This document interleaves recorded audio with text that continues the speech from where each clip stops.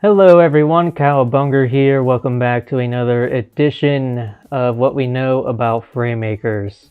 This is going to be the final edition of this series, and this time I'm just going to be covering miscellaneous information that we know about the game that I couldn't put in a specific category, so expect things to be all over the place in this episode, but I guess that's going to be the fun part. I figured that all this information is still going to be very useful for you guys to know about Fraymakers before you head into early access, which hopefully will be at the end of August.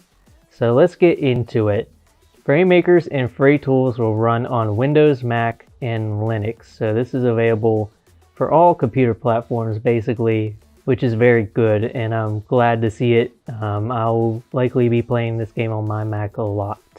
Fraymakers is going to cost $19.99 US during early access.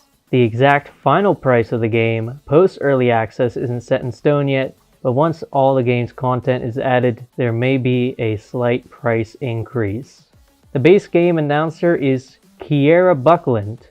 She's mainly known for being in a bunch of different games like Near Replicant, Gunvolt. She has also been on shows like VeggieTales, JoJo's Bizarre Adventure. But the main reason why she is the announcer for this game is actually because she was the announcer in SSF1. So they're bringing her back for that role, which is really cool. There will be DLC announcer packs, and Alpharad and Tomamoto are the only two confirmed DLC announcers for the game. Team FRAY has said we'll be working directly with Alpharad to build out his announcer pack. Our plan is to do what we can to make sure his announcer pack includes a lot of his personality. And they just in general say that they have an innovative take on an announcer. I don't know exactly what they possibly could mean by that, but I guess we'll see. The only other thing I have to say about announcers is that the ability to randomly set announcers is being considered by the team right now to be added. Another fun fact, and this is for you FRAYTOOLS folks, is that false color maps are used by the team to make alternate colors. So this is an example of one here. You can see that Sans looks all messed up, but that helps me make alts for Sans. And it will help me make a very good variety of alts for him as well. It's definitely the best way to make alternate colors in FRAYTOOLS, but there are still ways to make it work without one. You can have as many alternate colors as you want right now, but there will probably be some kind of limits eventually. There's also evidence that you can make colors translucent or straight up invisible too, so that's interesting. I certainly wouldn't want to play against an invisible character, but it's possible. You have not seen any UI or menus for Fraymakers just yet, and I really doubt that we're going to get them at this point. We're just going to boot up the game ourselves and find it for the first time that way. Now here's a quote. "We plan to make the camera as flexible as possible for our purposes internally, and also so your possibilities in regard to user-generated stages are practically limitless. We have the default zoom of the camera set to pixel perfection, but if two characters separate from each other within the pixel perfect bounds, the camera will zoom out to accommodate." So that's a bit of news about how the camera works, if you're interested in that. Team FRAY allows the indie devs they work with to be as hands-on as they want. Team FRAY do not plan to release the full results of the backer content survey. They've counted up all the different requests for characters and stages and stuff like that, and they're never going to reveal who was the top or anything like that. However, they might disclose some tidbits of data over time as they reveal more confirmed content. Team FRAY has confirmed that they will be utilizing Steam's achievement system for Fraymakers. They are considering adding collectibles to the game, and when asked about collectibles, they said introducing more ways to incorporate source material sounds fun. We'll definitely consider it later down the line. And this also is a bit of an answer for something like a description for a character, you know, how Smash likes to do that with trophies, so they're gonna probably find some way to do it. We know that the platform fighting game realm is going crazy right now. There's a whole bunch of different ones going off, and Team Fray's strategy for success is, quote, similar to what we've seen other games that maintain interest long-term do, which involves community support, communication, and regular updates. Big and small. Characters take a long time to make after all. And yeah, I can definitely confirm that as somebody who's been working on a character for Fraymakers for like just about 2 years now.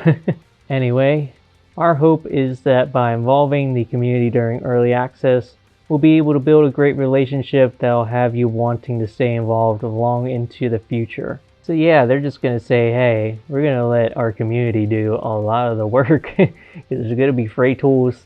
They can add everything that we can't add, and we ourselves are going to keep adding stuff to the game so that the community continues to be engaged with the official stuff in the game.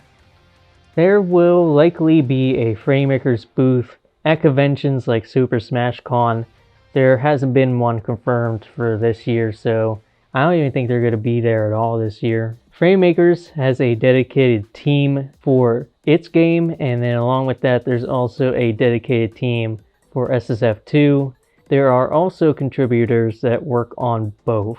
So if you're ever worried about the Fraymakers development kind of screwing up SSF2's development, it's not exactly doing that. I'm sure some people have been taken off of SSF2 to work on Fraymakers, but at the end of the day, they're still going to be working on SSF2. It's not on hiatus or anything like that. They've still been working on content for the game. They have said that they would contract a translator for communication with indie devs who do not speak English, so a language barrier is something that you don't have to worry about if you're requesting a character of Japanese origin, for example. Speaking of languages, they will consider other languages besides English for Fraymakers, so there might be some kind of language option within Fraymakers, which would be good. No matter what, they have said that the tournament scene will be supported officially. There is consideration for Fraymakers to be on other consoles besides Switch after the game is finished. So don't expect it to be released on anything else besides Switch. At full launch, maybe after full launch is when they'll think about doing that. And finally, the last note I have here is that the game will likely be finished 2 years after early access launches, but that is subject to change. So again, if early access launches at the end of August or the beginning of September like it's slated to right now, then we just have to wait 2 years for every piece of content to come out besides the DLC stuff. Which again, as far as I know, the DLC that's confirmed for this game is Character 11 and the 2 announcer packs. If you watched every video, now you know everything you need to know about Fraymakers. I hope you've enjoyed this series, and I hope that soon enough I'm going to be playing the game and talking with you guys about the game and getting my hands dirty into the mechanics of the game and FRAYTOOLS as well. I really am excited for FRAYTOOLS.